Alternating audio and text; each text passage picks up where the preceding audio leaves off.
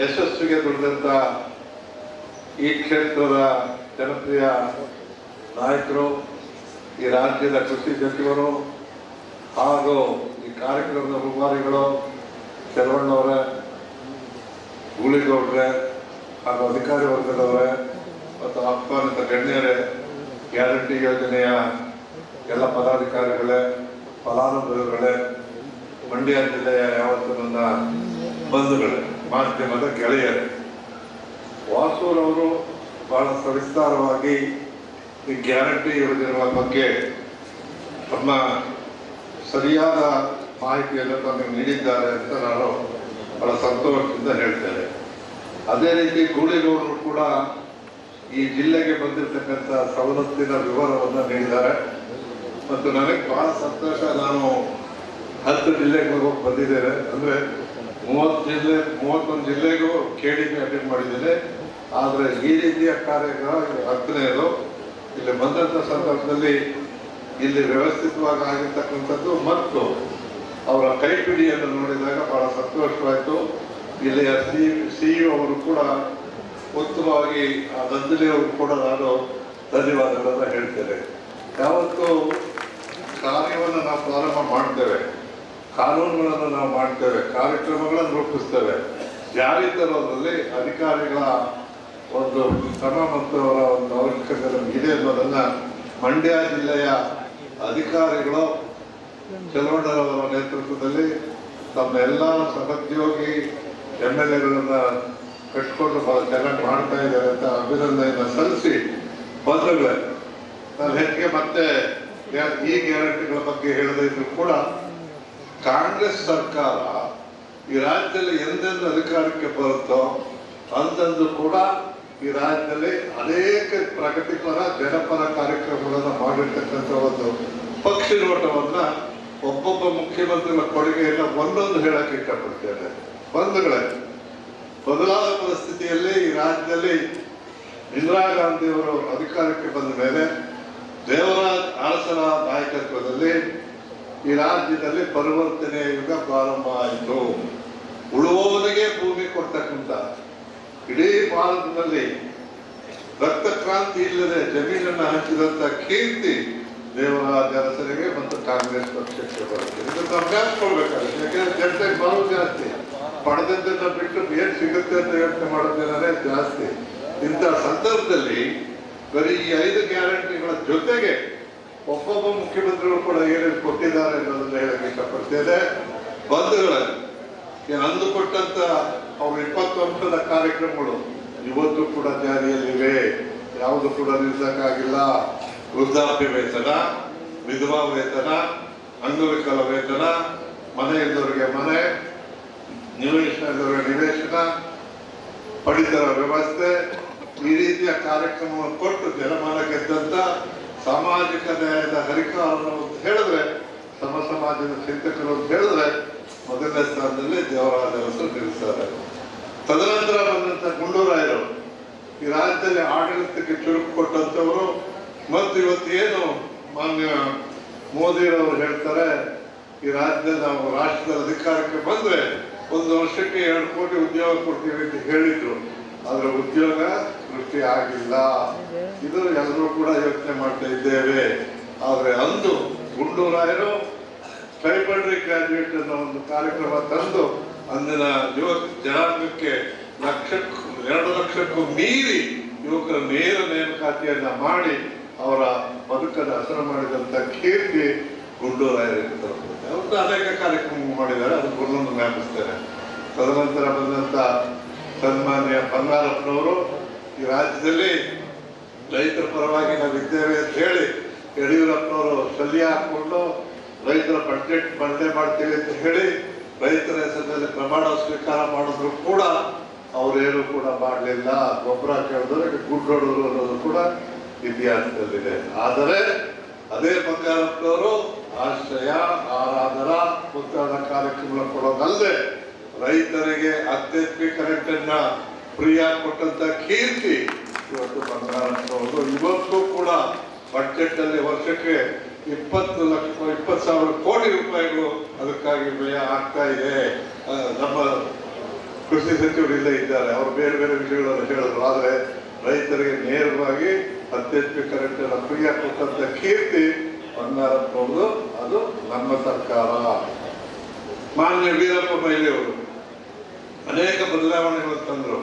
ಅದು ಅವ್ರು ಕೊಟ್ಟಂತ ಒಂದು ಉತ್ತಮವಾದಂಥ ಕಾರ್ಯ ಅಂತ ಹೇಳಿದ್ರೆ, ಏನು ಮಾನ್ಯ ಮಹಿಳೆಯರಿಗೆ ಉದ್ಯೋಗದಲ್ಲಿ ಅದನ್ನು ಟೀಚರ್ಸ್ ಸೆಲೆಕ್ಷನ್ ಅಲ್ಲಿ 50% ಕೊಟ್ಟಂತ ಕೀರ್ತಿ ಯಾರಿಗಾದ್ರೂ ಇದ್ರೆ ಅದು ವೀರಪ್ಪ ಮೊಯ್ಲಿ ಅವರಿಗೆ ಮತ್ತು ಕರ್ನಾಟಕ ಸರ್ಕಾರಕ್ಕೆ. ಅದೇ ರೀತಿ ಮಹಿಳೆಯರ ಸಬಲೀಕರಣಕ್ಕೆ ಮಾತಾಡ್ತಾರೆ, ಬೇಟಿ ಬಚಾವೋ ಬೇಟಿ ಪಡಾವೋ ಅಂತಾರೆ ಕೇಂದ್ರ ಸರ್ಕಾರ. ಆದ್ರೆ ನಿಜವಾದ ರೀತಿಯಲ್ಲಿ ಮಾಡಿರ್ತಕ್ಕಂಥದ್ದು ಕಾಂಗ್ರೆಸ್ ಅನ್ನೋದನ್ನ ಹೇಳಕ್ಕೆ ಇಷ್ಟಪಡ್ತೇನೆ.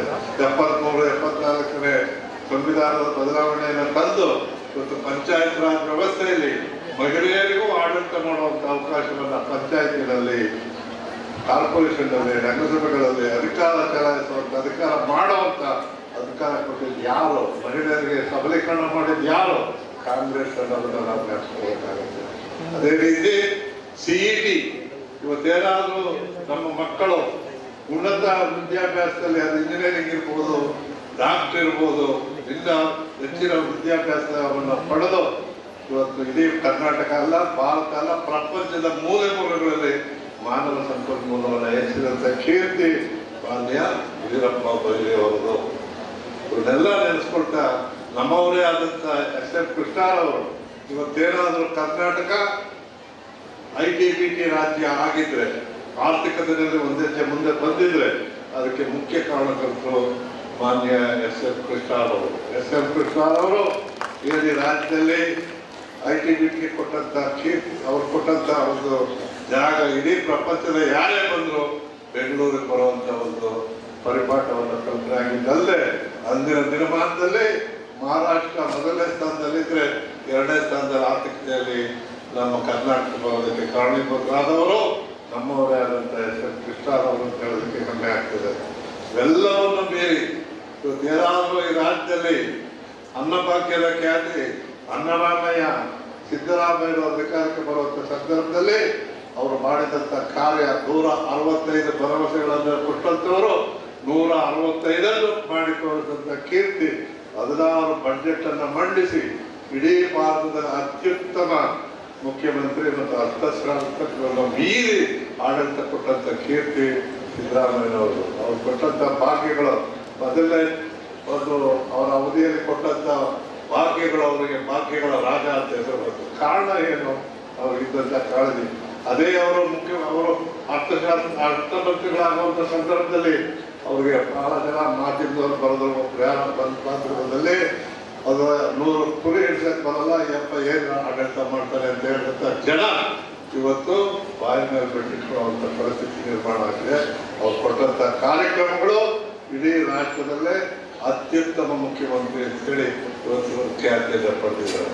ಇವೆಲ್ಲ ಮುಗಿದ ನಂತರ ಇದೆಲ್ಲವನ್ನ ಹೇಳ್ತಾ ಕೊನೆಯಾಗಿ 5 ಗ್ಯಾರಂಟಿಗಳು ಇವತ್ತೇನಾದರೂ ಯಶಸ್ವಿಯಾಗಿ ಆಗಿರ್ಬೇಕಾದ್ರೆ ಅದಕ್ಕೆ ಕಾರಣಕರ್ತರು ಕಳೆದ ಚುನಾವಣೆಯ ಸಮಯದಲ್ಲಿ ನಾವು ಕೊಟ್ಟಂತ ಭರವಸೆಯನ್ನ ಚೆಕ್ ಮೂಲಕ ಇಬ್ರು ಸಿದ್ದರಾಮಯ್ಯನವರು ಮತ್ತು DK ಶಿವಕುಮಾರ್ ಅವರು ಕೊಟ್ಟಂತ ಆ ಒಂದು ಚೆಕ್ ಅನ್ನ ಮನೆ ಮನೆಗೆ ತಲುಪಿಸಿ ನಾವು ಇದನ್ನು ಜಾರಿ ಕೊಡ್ತೀವಿ ಅಂತ ಹೇಳಿದಾಗ ನಂಬಿ ನೀವು ನಮಗೆ 136 ಸೀಟ್ಗಳನ್ನು ಗೆಲ್ಲಿಸಬೇಕಾಗಿ ಈ ಸರ್ಕಾರ ಅಧಿಕಾರಕ್ಕೆ ಬಂದು ನುಡಿದಂತೆ ನಡೆದ ಸರ್ಕಾರ ಬಂದ ಮೊದಲನೇ ದಿನವೇ ಚಲುವರಾಯಣ್ಣವರ ಒಂದು ಆ ಮೊದಲನೇ ಕ್ಯಾಬಿನೆಟ್ ಅಲ್ಲೇ ಈ 5 ಗ್ಯಾರಂಟಿಗಳನ್ನು ಕೊಡ್ತೀವಿ ಅಂತ ಹೇಳಿದ್ದು ನಿಜ, ಅದನ್ನ ಮಾಡಿದ್ದು ನಿಜ ಅಂತಕ್ಕಂಥದ್ದನ್ನ ಹೇಳ್ತಾ ಈಗ ಕೊಟ್ಟಂತ ಮಾಹಿತಿಗಳಲ್ಲಿ ಬರೀ ಮಂಡ್ಯದ ಮಾಹಿತಿಯನ್ನ ಎಲ್ಲರೂ ಕೊಟ್ಟಿದ್ದಾರೆ. ನಾನು ರಾಜ್ಯದ ಮಾಹಿತಿಯನ್ನು ಕೊಡಕ್ಕೆ ಇಷ್ಟಪಡ್ತೇನೆ. ಗ್ಯಾರಂಟಿಯಲ್ಲಿ ಶಕ್ತಿ ಯೋಜನೆ ಮೊದಲು ಪ್ರಾರಂಭ ಆಗಿದ್ದು 11/6/2023 ಮೊದಲನೇ ಕಾರ್ಯಕ್ರಮ ಇದು ಪ್ರಾರಂಭ ಆಯಿತು. ಇದರ ಅಡಿಯಲ್ಲಿ ಇವತ್ತಿನವರೆಗೂ ಮಹಿಳೆಯರು ಓಡಾಡಿರೋರು ಎಷ್ಟಪ್ಪ ಅಂದ್ರೆ 587 ಕೋಟಿ ಮಹಿಳೆಯರು ಟಿಕೆಟ್ ಹತ್ತಿದ್ದಾರೆ. 587 ಕೋಟಿ. ಇದು ಲೆಕ್ಕ ಹಾಕಿದಾಗ ಇಡೀ ಕರ್ನಾಟಕ ಅಲ್ಲ, ಭಾರತ ಅಲ್ಲ, ಪ್ರಪಂಚದಲ್ಲಿ ರೆಕಾರ್ಡ್ ಆಗಿದೆ. ಪ್ರಪಂಚದ ವರ್ಲ್ಡ್ ಬುಕ್ ಆಫ್ ರೆಕಾರ್ಡ್ಸ್ನಲ್ಲಿ ಇದು ಇವತ್ತು ಮಾಹಿತಿ ಇದೆ. ಇದು ರಾಷ್ಟ್ರ ಅಲ್ಲ, ರಾಷ್ಟ್ರೀಯ ಅಲ್ಲ, ಅಂತಾರಾಷ್ಟ್ರೀಯ ಮಟ್ಟದಲ್ಲಿ ರೆಕಾರ್ಡ್ ಆಗಿರ್ತಕ್ಕಂಥ ಕೀರ್ತಿ ಶಕ್ತಿ ಯೋಜನೆ ಏರ್ಪಡ್ತದೆ. ಅದೇ ರೀತಿ ಅರ್ಥಭಾಗ್ಯ ಇದು ಪ್ರಾರಂಭ ಆಗಿದ್ದು 17/7/23ರಲ್ಲಿ. ಇದಕ್ಕೆ ತಗಲಿರೋ ವೆಚ್ಚ 11,821.17 ಕೋಟಿ ರೂಪಾಯಿಗಳು. ಅದೇ ರೀತಿ ಏನು ಮಾನ್ಯ ಬೃಹತ್ ಯೋಜನೆಗಳು ಕೂಡ 19,439 ಕೋಟಿ ರೂಪಾಯಿಗಳು ಇವತ್ತು ಜನತೆಗೆ ಸೇರಿದೆ. ಇವೆಲ್ಲ ಸೇರಿಕೊಂಡು ಟೋಟಲ್ ಇಲ್ಲಿವರೆಗೂ ಒಟ್ಟಾರೆ 1,03,995 ಕೋಟಿ ರೂಪಾಯಿಗಳು ನೇರವಾಗಿ ಮಧ್ಯವರ್ತಿಗಳಿಲ್ಲದೆ, ಲಂಚ ಇಲ್ಲದೆ, ಡಿಬಿಟಿನಲ್ಲಿ ಮನೆಗೆ ತಲುಪಿರ್ತಕ್ಕಂಥ ಕೀರ್ತಿ ಕಾಂಗ್ರೆಸ್ ಪಕ್ಷದ್ದು, ನಮ್ಮ ಸರ್ಕಾರದ. ಬಂಧುಗಳೇ, ಒಂದು ಹೆಣ್ಮಕ್ಳು ಹೇಳೋದು ಮೊನ್ನೆ ನಮಗೆ ಏನಪ್ಪಾ ಅಂದ್ರೆ, ಬೀದಿ ವ್ಯಾಪಾರಿ ಮಾಡ್ತಕ್ಕಂಥ ಹೆಣ್ಮಕ್ಳು ಬೆಳಗ್ಗೆ ಎದ್ದು ಸರ್ಕಾರಿ ಬಸ್ಸಲ್ಲಿ ಮಾರ್ಕೆಟ್ಗೆ ಹೋಗಿ, ಫ್ರೀ ಬಸ್ಸಲ್ಲಿ ಶಕ್ತಿ ಯೋಜನೆಯಲ್ಲಿ ಮಾರ್ಕೆಟ್ಗೆ ಹೋಗಿ ತರಕಾರಿ ತಗೊಂಡು ಅದನ್ನು ಮಾರಿ ಮಧ್ಯಾಹ್ನ ಅನ್ನ ಭಾಗದಲ್ಲಿ ಊಟ ಮಾಡಿ ಸಂಜೆ ಬೃಹತ್ ಜ್ಯೋತಿಯಲ್ಲಿ ಮಕ್ಕಳನ್ನು ಓದಿಸಿ ಅಷ್ಟನ್ನು ಪಡೆದಂಥ ಕೀರ್ತಿ ಒಬ್ಬ ಹೆಣ್ಣುಮಗಳಿಗೆ ದಿನನಿತ್ಯ ಸಿಗುವಂಥದ್ದು.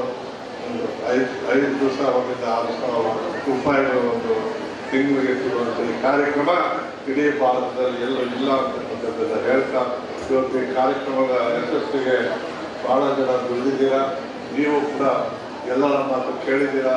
ಅದು ಈ ಜಾಗ ಗಂಡು ಬೆಟ್ಟಿದ ಜಾಗ, ಮಂಡ್ಯ ಇಂಡಿಯಾ ಅಂತಾರೆಲ್ಲ, ಅದರಿಗೂ ಬಹಳ ಸಂತೋಷ. ಕಾರ್ಯಕ್ರಮ ಕೂಡ ಬಹಳ ಯಶಸ್ವಿಯಾಗಿ ಮಾಡಿದ್ದೀರಾ. ಅದು ಅದೇ ರೀತಿ ಏನು ನಮಗೆ ಕಾಂಗ್ರೆಸ್ ಬಡವರಿಗೆ ಬಾಯಿಲ್ಲ, ಬರಲಿಲ್ಲ ಅನ್ನೋದು ಇನ್ನೊಂದೇನೋ ಹುಟ್ಟಾಕಿದಾಗ 10 ಸುಳ್ಳನ್ನು ನಿಜ ಮಾಡುವಂಥ ಖ್ಯಾತಿಯನ್ನ ಬಿಜೆಪಿಯವರು ಪಡೆದಿದ್ದಾರೆ. ಆದರೆ ನೀವು ನಿಜವಾಗಿ ಏನು ಸಿಕ್ಕಿದೆ ಅದನ್ನ ಹೇಳುವಂಥ ಪರಿಪಾಠವನ್ನು ಮಾಡಬೇಕು ಅಂತಕ್ಕಂಥದ್ದನ್ನ ಹೇಳಿ, ನನಗೇನಪ್ಪ ಅಂದ್ರೆ, ನನಗೆ ಕೊಟ್ಟಂತ ಕೆಲಸವನ್ನ ನನ್ನ ಎಲ್ಲ ಸ್ನೇಹಿತರು ಸೇರಿ ಮಾಡ್ತಾ ಇದ್ದೇವೆ. ಒಂದು ಮಾತು ಹೇಳೋದು ನಮ್ಮ ಸ್ನೇಹಿತರು, GST ಬಗ್ಗೆ.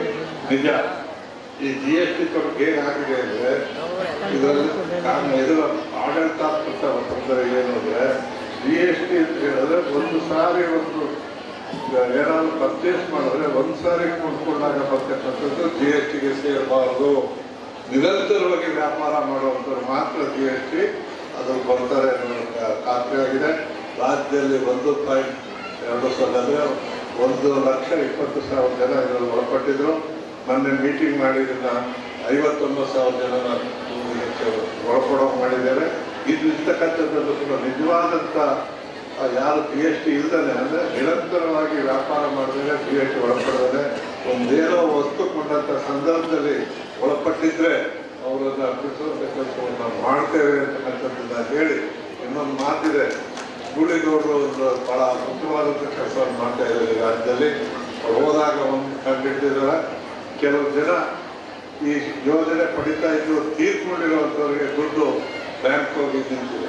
ಅದನ್ನು ಸರಿಪಡಿಸುವಂಥ ಕೆಲಸ ಕೂಡ ನಾವು ಮಾಡ್ತಾ ಇದ್ದೇವೆ ಅಂತಕ್ಕಂಥದ್ದನ್ನ ಹೇಳಿ, ಅದರ ಮಾಹಿತಿಗೆ ಅದೆಲ್ಲ ಕಂಡಿಡಿದಂಥ ಗೂಳಿಗೌಡರು, ಮಂಡ್ಯದವರು, ಅದಕ್ಕಾಗಿ ಅವ್ರಿಗೆ ಅಭಿನಂದನೆಯನ್ನು ಸಲ್ಲಿಸಿ, ಈ ಕಾರ್ಯ ಕಟ್ಟಕಡೆಯ ವ್ಯಕ್ತಿಗೂ ಕೂಡ ಈ ಸವಲತ್ತು ಸಿಗಬೇಕು ಅನ್ನೋದೇ ನಮ್ಮ ಕಾರ್ಯ.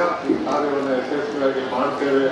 ಯಾರಿಗಾದ್ರೂ ತಲುಪಿಲ್ಲ ಅಂತೇಳಿ, ನಿಜವಾಗಿಯೂ ಫಲಾನುಭವಿಗಳಿಗೆ ತಲುಪಿಲ್ಲ ಅಂತ ಹೇಳಿದ್ರೆ ನಮ್ಮ ಸಂಘಟನೆ ಮೂಲಕ ತಿಳಿಸಿದ್ದೆ ಅದನ್ನು ತಲುಪಿಸುವಂಥ ಕೆಲಸ ಮಾಡ್ತೇವೆ ಅಂತ ಹೇಳಿ ತಮಗೆಲ್ಲ ವಂದಿಸಿ ಶುಭಕಾಮನೆಗಳನ್ನು ಹೇಳಿ ನನ್ನ ಮಾತು. ನಮಸ್ಕಾರ.